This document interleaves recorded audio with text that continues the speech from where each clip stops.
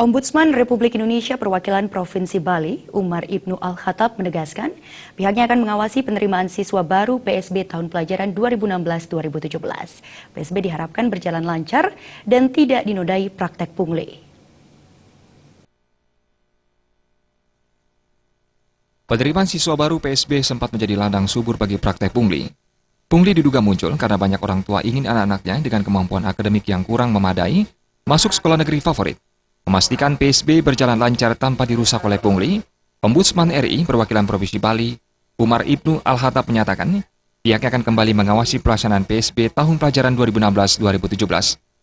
Untuk 2016, Ombudsman akan melakukan pengawasan terkait dengan penerimaan PPDB 2016. Kita akan awasi, kita ingin memastikan bahwa ada penerapan kuota yang rigid.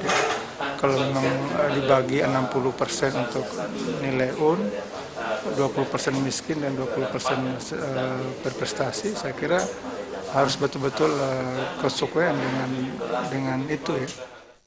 Masyarakat juga diimbau turut berperan serta mengawasi PSB dan melaporkan dugaan pungli kepada Ombudsman. Namun menurut Umar Ibnu Al-Khattab, sejauh ini belum ada laporan tentang pungli PSB.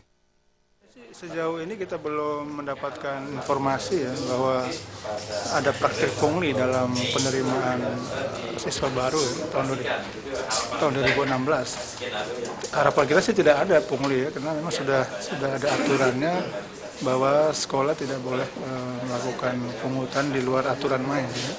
Pelaksanaan PSB yang baik menjadi salah satu upaya menjaring input berkualitas bagi sekolah. Input berkualitas menjadi salah satu komponen penting dalam menghasilkan luaran atau output yang mampu menjawab tantangan di era globalisasi. Purnawan dan Sufiyatna, Bali TV.